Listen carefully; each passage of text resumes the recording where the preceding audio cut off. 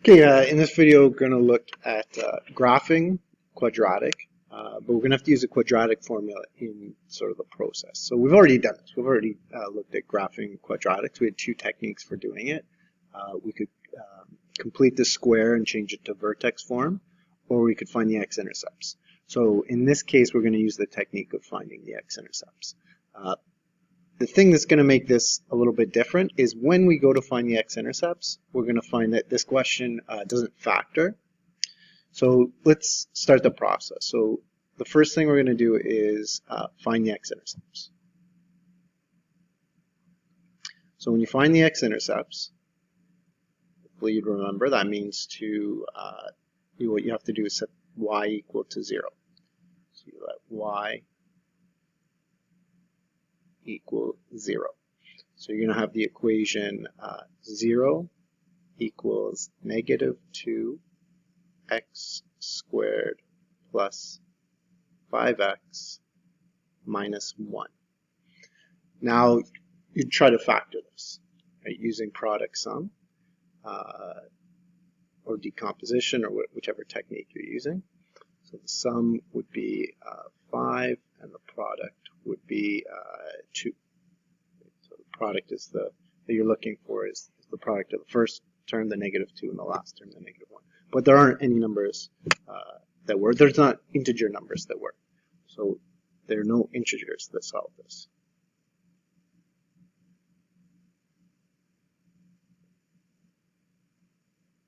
And what that means is you're not going to be able to factor, at least over the integers. So we have to use the other technique for solving an equation, which is to use a quadratic formula.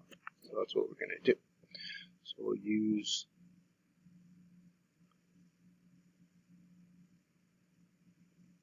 quadratic formula.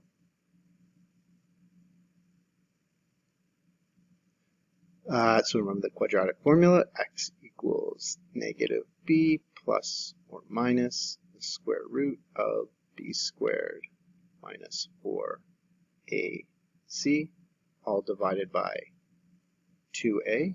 You'll need to pick out the a, b, and the c value. So the a value is the coefficient of the x squared term, so that's negative 2. The b value is the coefficient of the x, which is 5.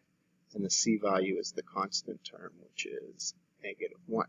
So you substitute these numbers into your quadratic formula.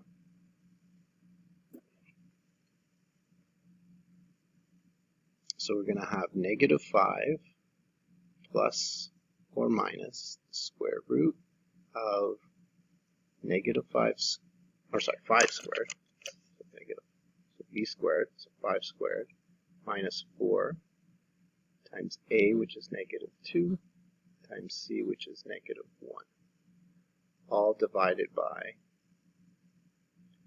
2 times a, which is negative 2. So work this out. So we're going to have minus 5 plus or minus the square root of, I'll do this also, is 25 minus 8. So that would be 17, all over negative 4.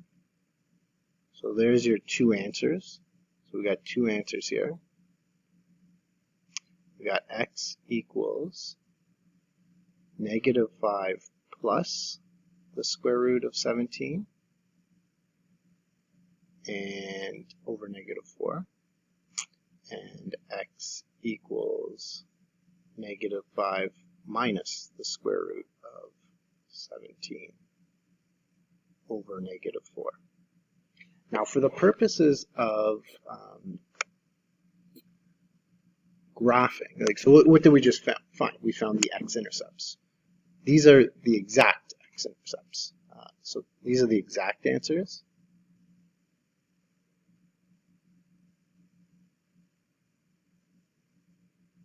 Which means, therefore, the x-intercepts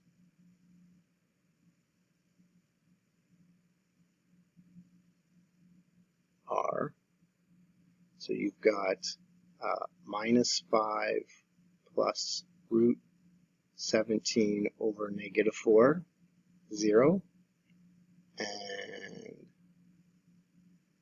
minus 5 minus root 17 over negative 4, 0. Now if you go to graph this, like, that's going to be pretty difficult because you probably don't know exactly where minus 5 plus root 17 over negative 4 lies on your graph. So this is a good example of when it's way better to look at the approximate answer. So the approximate answer would just be to get the decimal approximation of this number.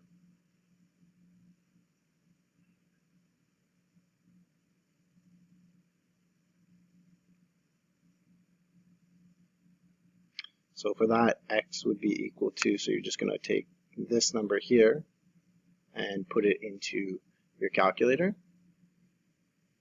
So when I do that, I get approximately, I'm going to round to, I'll round to 2 decimal places, but for the purpose of graphing, you're probably not going to be much more accurate than 1 decimal place.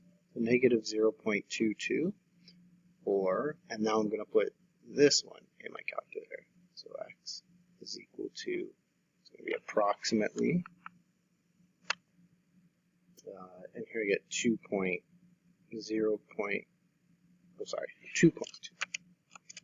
2.28.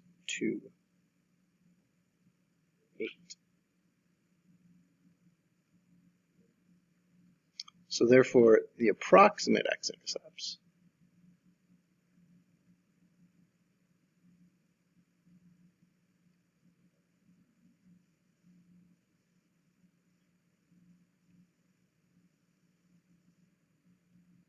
are, and now this is going to be a lot easier to graph, 0.220 and 2.280. Okay, so that's the points I'm going to graph. So now I have the x-intercepts. Go back to the original question and say, okay, what else do we need? We need the vertex and the equation of the axis. We're actually going to need the equation of the axes first. If you remember, what you do here is, to get the vertex, you have to get the x value of the vertex, which is the equation of the axis. So now we're going to find the x value of the vertex, which is also the equation of the axes.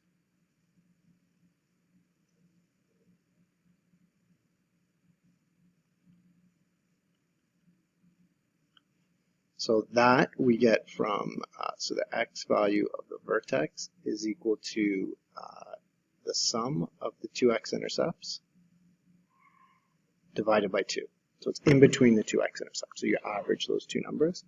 And you might look at this and say, well, I think I'm going to use the approximate x-intercepts, which, it's probably easier, algebraically for you to work with these decimal numbers as opposed to these square roots. But we'll see it's more accurate, and actually it's pretty easy to work with these approximate answers, because something's going to happen when we add the two x values. So if I add minus 5 plus root 17 over negative 4 plus minus 5 minus root 17 over negative 4, and then divide that all by 2. Watch what happens. Now, one thing I'm going to do right here is the dividing by negative 2. Remember that when you divide a fraction by a number, it's better to just to multiply by 1/2. So this is that. Now I'm going to add these two fractions. So one thing to notice here is that they already have a common denominator of negative 4. So I can just put it all over negative 4. And then I'm just going to add the numerators. So I've got minus 5 plus root 17 plus, and then minus 5 minus root 17. But look at what happens to the square root terms, plus 17 and minus root 17.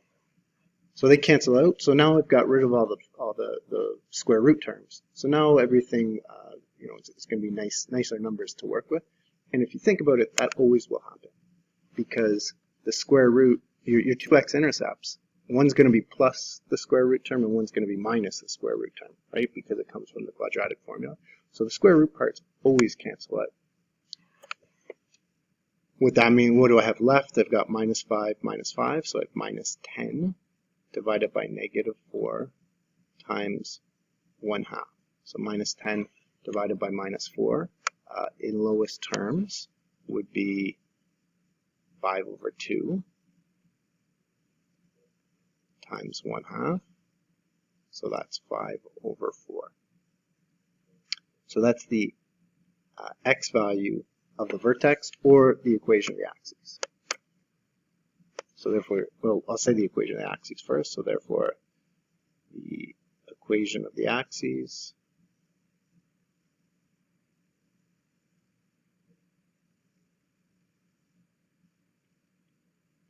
is x equals 5/4, which for graphing purposes might be better to look at it as a decimal, which would be 1.25.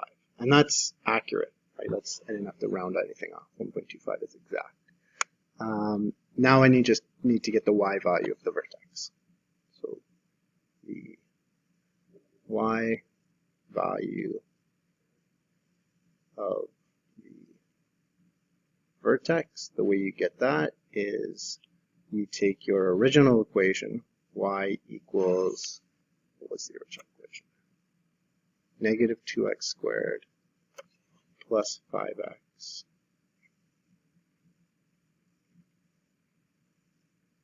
minus 1 plus, right? Just double check there. Plus 5, yeah. And you let y be equal to 5/4. Or sorry, x equal 5/4. So, I mean, here's a fraction. If you want to put 1.25 into the equation, you can. But I usually will leave it as a fraction. And if it was a non-exact decimal, then I would say you have to leave it as a fraction just to get an exact answer. So it'd be 25/16 plus 25/4 minus 1. So you got, here the 2 and the 16 are going to divide, so you'll have 8. So it's going to be minus 25/8 plus, and here I'm going to get a common denominator, so the common denominator is 8, so it's 50 minus, and then this will have to be over 8 as well. So you're going to have 25 minus, so 17/8. So therefore, the vertex is 5/4, 17/8, or, in decimals, that would be 1.25. And then this here is it's 125, so if you want to go to 2 decimal places, 1.3.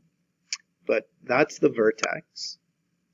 And then you know the x-intercept, so now it's just putting that all in the graph. Okay, so you draw your axes. So I put my axes on there, and I wrote my x-intercepts down. One thing I just noticed when I was writing my x-intercepts is I had written the wrong number for my x-intercept. I had written this number was negative, but this is actually a positive. So this one here should have been positive. So it should be positive 0.2. It didn't make a difference like for the rest of my calculations. I used the correct number, but the x-intercept is positive. So now I want to put these points on the graph. So 0.220, you're really, it's approximate here, right? And then 2.28, it's about there. And then 1.25 be there, and 2.125 would be around there. So you got those 3 points, and you're just going to connect them, making it look like a parabola, putting the arrows on.